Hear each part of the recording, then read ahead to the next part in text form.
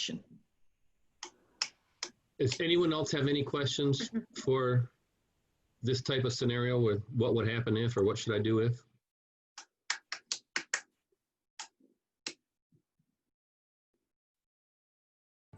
I don't have a question, but I have a comment.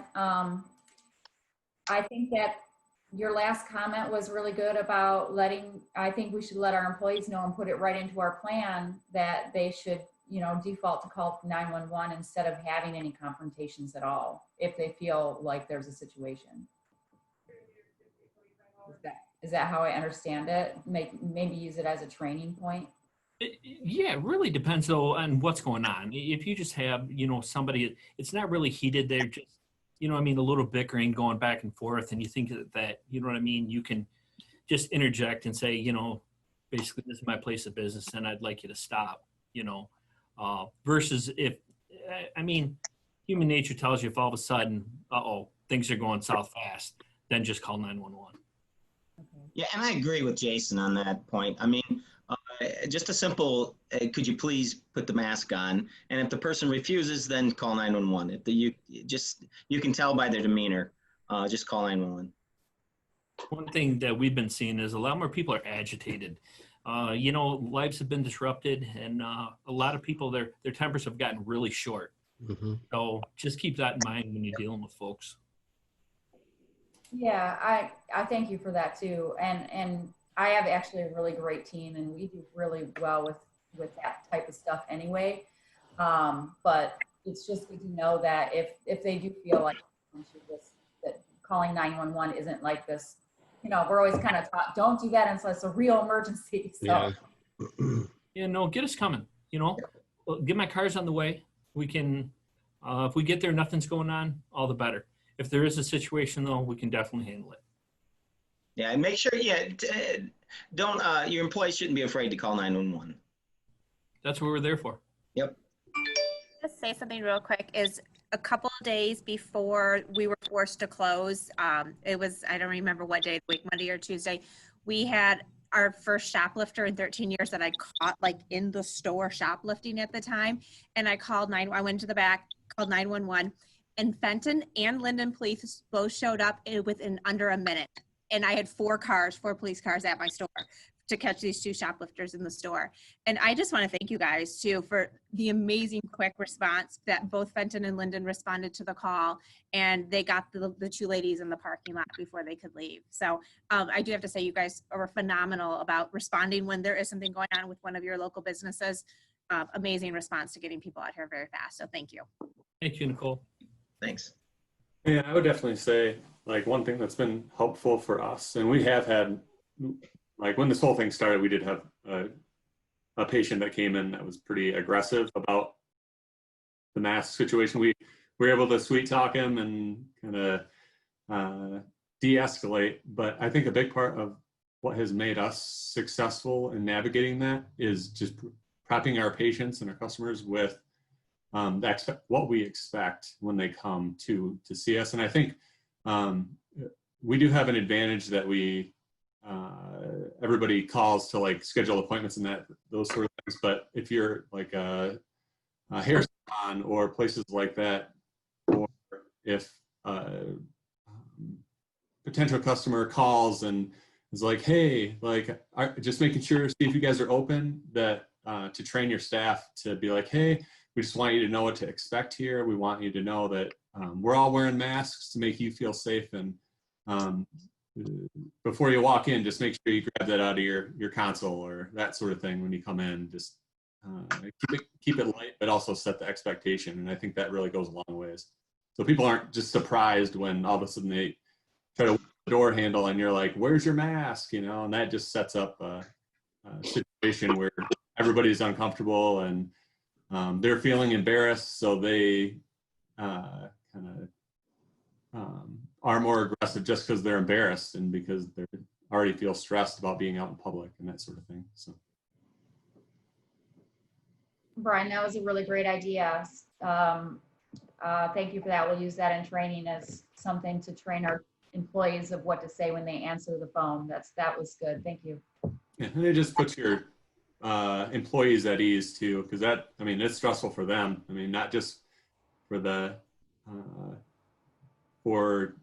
customers and patrons that are coming in, but like your staff is like, I don't know what to do. Like, how do we handle this? And if they are under control and they are calm because they know what to do, then that's actually going to put the patient more at ease as well. Because even if they are uncomfortable or upset, if you feel like you know what you're doing and that this is just how it is and you're calm, then usually most people are reasonable.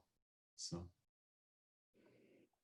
I had an unsolicited story come my way from an old high school buddy who went to a retail establishment and didn't have his mask, wasn't expecting, had one in the car, not happy with wearing it kind of guy, but he would do it.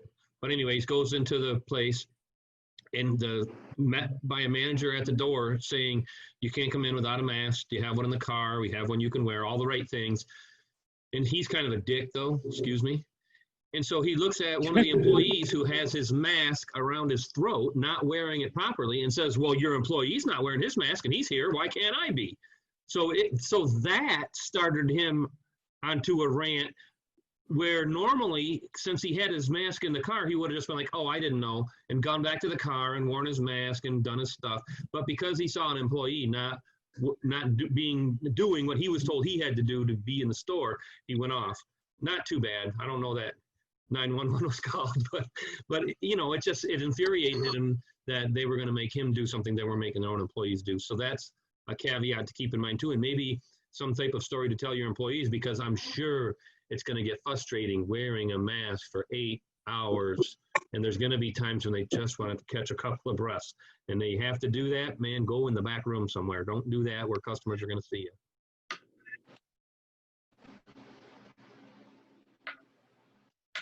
The next questions that we had were really started about sanitizing your store and different, what's the expectation that you'll have to sanitize your store? And really Nicole brought up some great things I hadn't even thought of, like trying on a pair of shoes or a shirt or a jacket. And then what do you do with that jacket?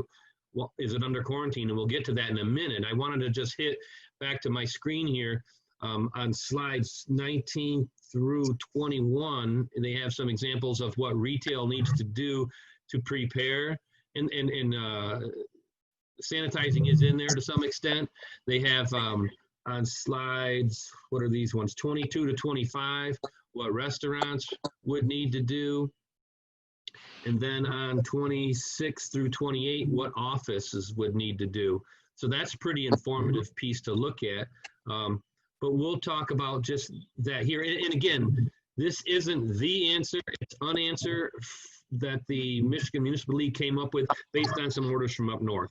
When our orders come through, they may look a little different. They might be really vague, and that's the thing that's scary, is when they're so vague you don't know if you're following them correctly. So this would be a great place to go back and look, along with anything else. And if we do these panel discussions weekly, we'll have the most or greatest updated stuff we can find. But it's all unanswered, not the answer. But Nicole, could you come in with some of the stuff you were talking about in your store? Yeah, so I have to apologize. I just lost internet, so I lost everything you said up to that point. But so yeah, what I did, I don't know, a week or 10 days ago, I got an email from one of my vendors one of my sales reps, that they were carrying a new product. And so it's two-part, but the one part you buy by the gallon, and pardon me for being a girl in this case, because I was like, oh, I found this great product, and my dad goes, and I'm like, because Dad, you use a fogger, like a yard fogger that you would, use to kill like mosquitoes or whatever. And I'm like, can I borrow your fogger? And he's like, it's propane, Nicole, and gas. Like, you can't use that in your store. So just be prepared. You need to go out and find one that is either battery powered or electric, and they're a little hard to find right now. So fortunately, I have a great dad who drove, I don't even know where, to buy me a fogger. But it was really, really simple to use. It's a natural chemical made in the U.S. It's non-toxic. It's FDA rated, and for all these different bacteria and viruses. It's actually designed, the more I read about it, it's designed for medical use, like in hospitals and stuff, and it cleans up and sanitizes surfaces after blood spills and other type of body fluid spills, not to be gross. And it kills actually HIV within 30 seconds. It's been tested on coronavirus, and it kills coronavirus. It kills hepatitis. And so what you do is you put this liquid into a fogging machine, and you fog your place of business. You go right over all of your hard surfaces. It is recommended that you don't wipe it up, that you let it dry on the surfaces, because when you let it dry on the surfaces, it creates a barrier against germs adhering to the surfaces, and it's good for up to 30 days. So I can touch my counter, and another customer can come touch my counter, and we don't have to worry about the transfer of germs and bacteria and viruses and everything else. Now I'm realizing now the CDC is saying that this isn't transferred so much by touching and touching surfaces, more the air. It was still like, even if somebody breathes on your counter, you don't have to worry about, the germs adhering. So I did it to my store Monday night. It took me probably about an hour to do the entire store and go in and do all my bathrooms and my fitting rooms. But and then I made it very public to my customers that this is a step that I've taken. And I did get emails back from customers that, they were like, I appreciate that you're taking these steps, and so, it may seem like overkill, but I think that there are so many people out there that are so afraid because of the unknown of going out into businesses, that, if they know that you've taken every conceivable and steps that they've never, wouldn't think about as more than just doing Lysol. So yeah, it's a really, really easy product. I sent Chelsea the link to the sales rep who is getting this going. They ship out of Ohio, so I got the product within 2 days. And I think it was $200 for a gallon of this product. But again, it's cleaning your store, or keeping it a barrier for 30 days, and whatever helps these days. Thanks, Nicole.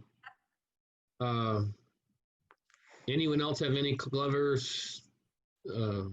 sanitizing steps they're using, or seen or heard about any protocols people are using?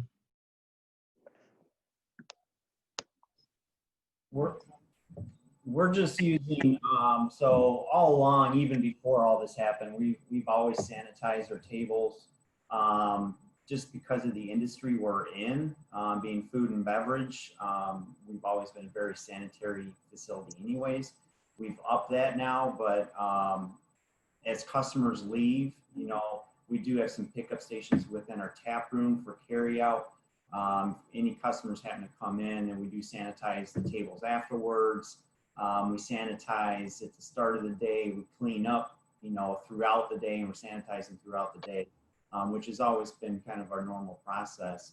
But anytime any customer comes in, or there's any contact or high traffic areas where people are grabbing handles all the time, especially on days where we're open to the public, we've got just a heightened alert. So every hour we're grabbing a rag and sanitizer and wiping down all the handles, anything that customer might touch, or we've got a mobile POS, so we can walk out to the parking lot and take people's credit cards. That gets wiped down with a hand sanitizer after every time. We don't even accept the credit cards anymore. They actually hold on to it. We won't take it from them, and we just use the POS device. So it's just basic for us. It's just basic stuff we've always done, just with a little more heightened awareness now. I think that's key to let customers know, with signs on the doors, posters, whatever, or on your website, or any marketing that you put out, so that they know they're going to a place that's keeping up on that. It's important to the place they're going, and it's likely going to be I don't want to say germ-free, but virus-free environment for them because of all the extra protocols you're going through.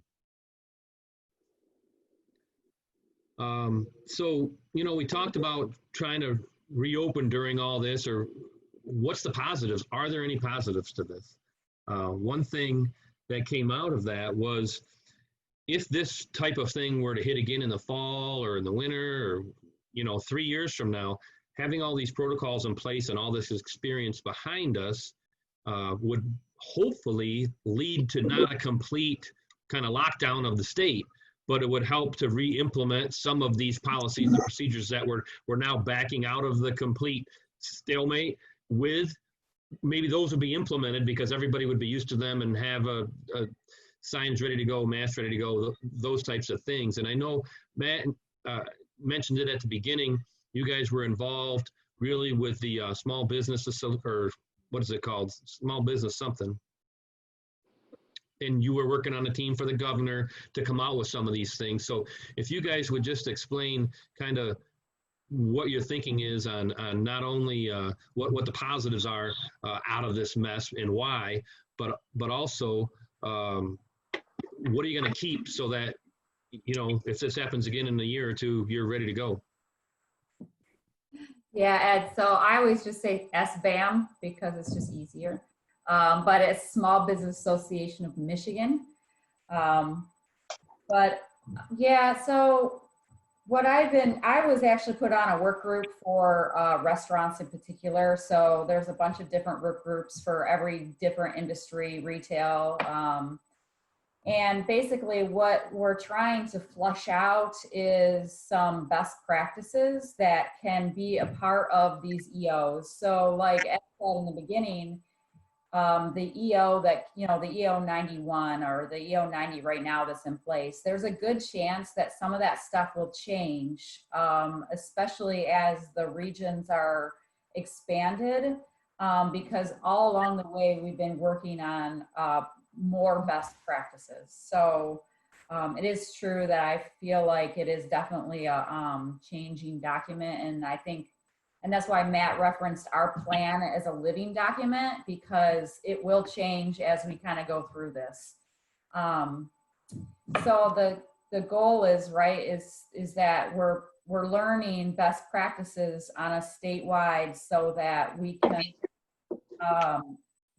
kind of know what to do if there is an event, or like Ed said, not close back down all the way. So it would just be, you know, okay, we're going to stage 4. You know how now they have the levels of alertness for airports and stuff. So it's kind of like the same way. It's, you know, we need to back up a few phases and go back to these best practices where maybe we would be doing the masks. But eventually we're going to step out of all of this. So it's kind of an interesting time we're living in, I guess. So that's kind of my take on it. That's kind of what's going on in the state level with a bunch of different, you know, groups working on best practices and communicating that with the governor advisors. And I think that you definitely will see some changes in some of this stuff as we move on, for sure, 100%.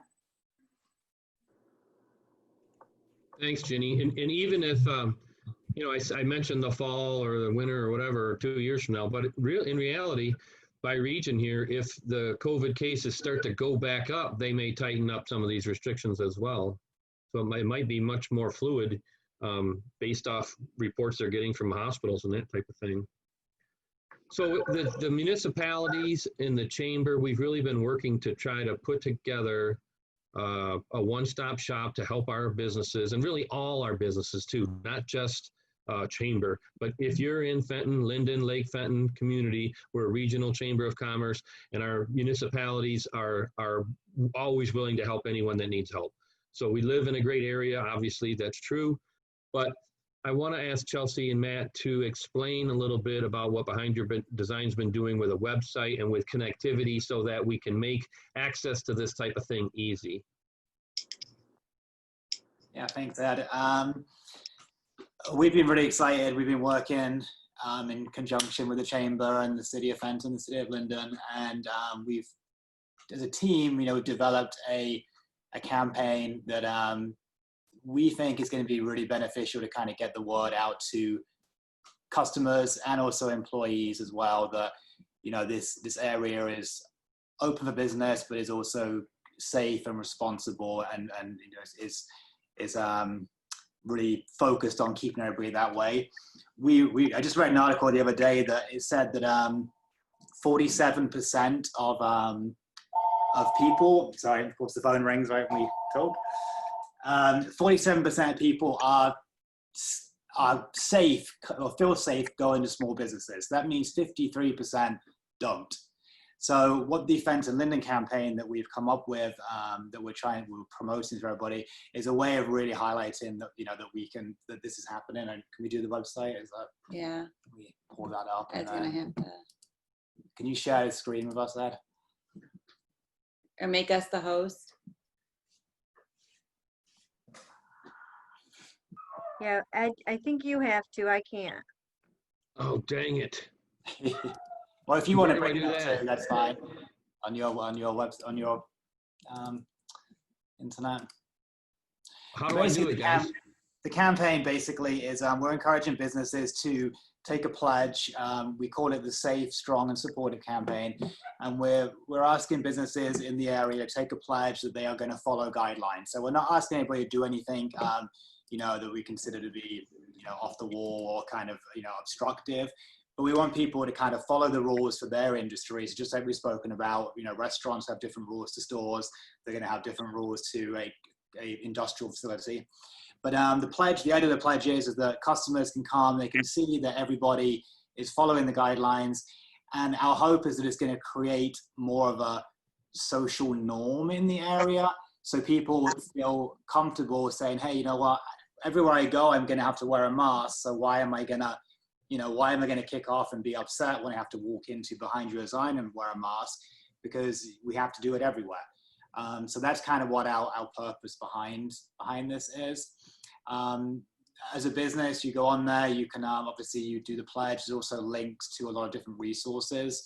Again, like Ed said, we've linked to Small Business Association Michigan, CDC, Health Department, that kind of stuff. People can go find resources they need, and then promote on the business, promote on their social media, their website, and any of their vehicles that they do to promote to customers that they are part of the Fenton Linden pledge and that they are following the guidelines of their industry. Ed has the website up right now. Like I say, there's a section for business owners, there's a section for consumers to go on there. And we kind of found some resources just to help people maybe before they do go out. I mean, many of us, I think probably everybody in this meeting right now, or at least most of us, have probably been out and about, but there are many people who have not.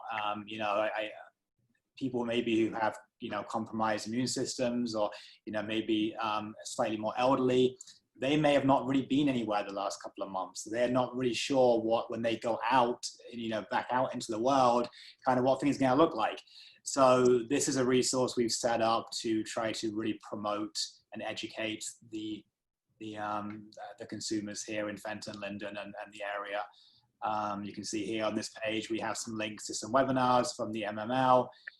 There's obviously links to different resources.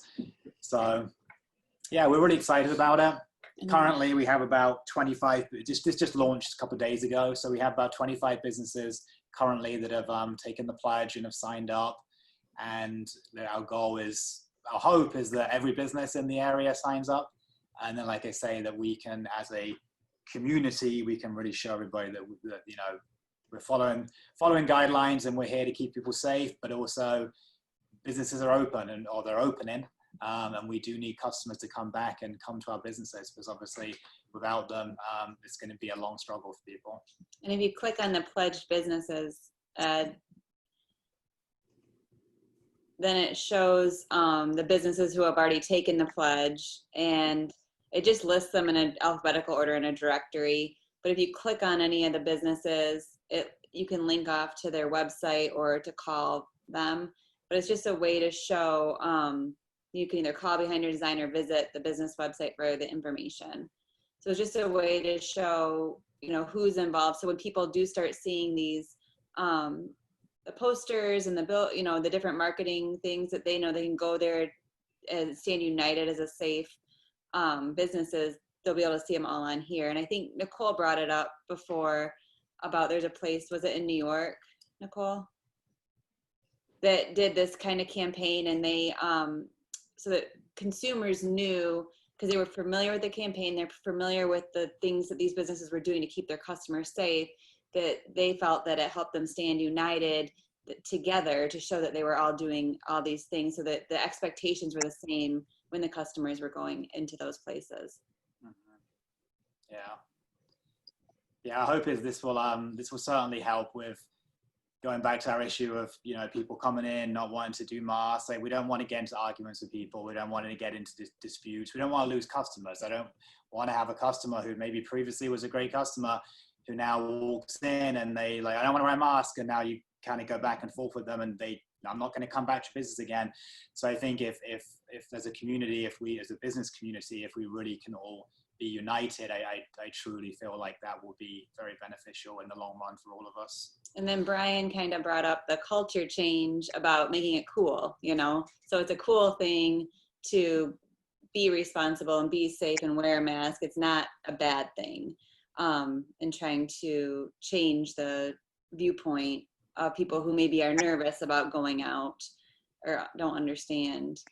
And then the other section of this is the news and stories. So as businesses open and as they're doing things, they can put their story in here, like a little paragraph with a picture, and then we'll be able to publish those on here to kind of as a free resource for businesses to be able to publish the things that they're doing, or promotions they're doing. It'll just publish, they'll put them in here and it'll publish out onto this site. I really like this part here where, again, these 5 ways to prepare to reopen your business has some great links down here as well. Great links over here in that Small Business Association of Michigan link that Matt and Jenny were talking about.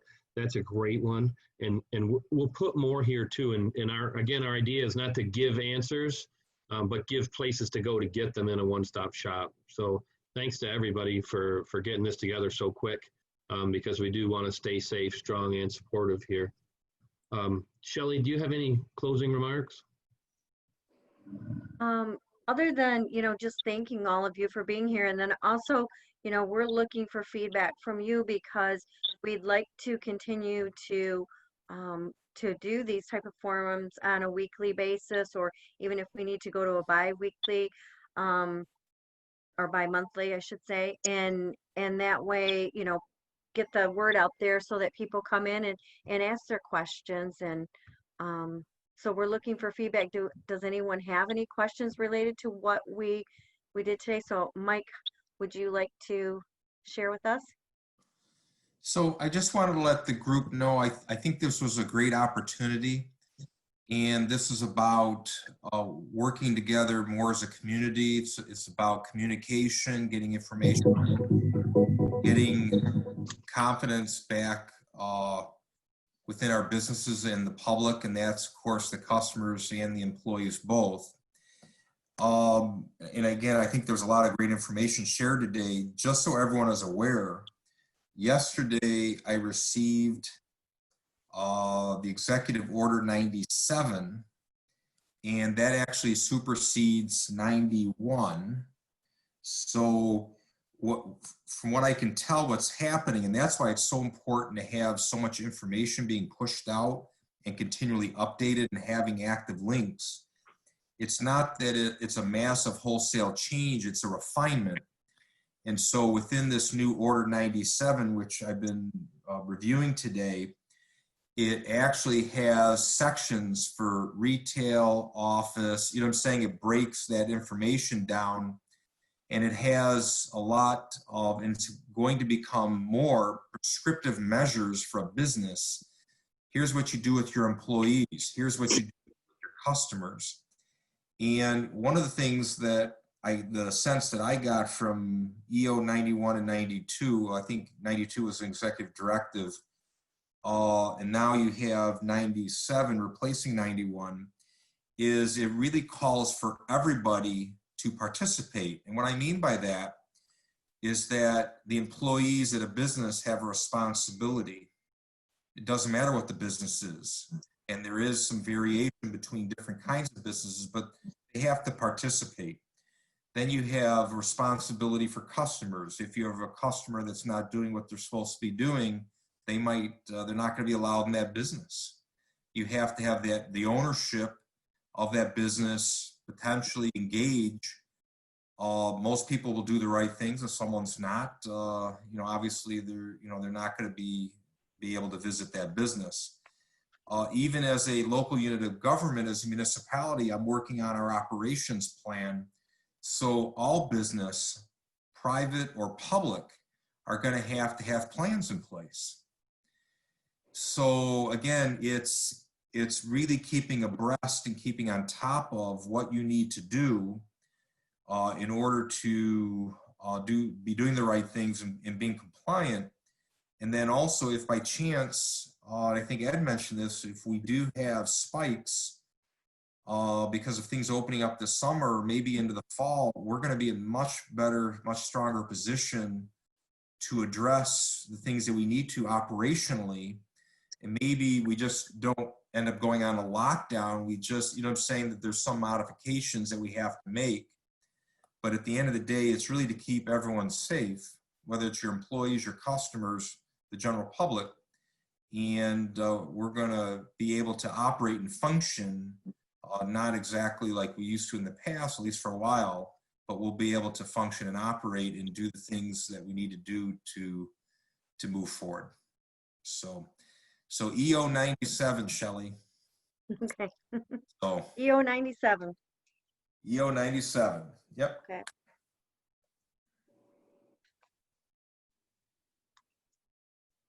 Does anybody else have anything they'd like to add before we?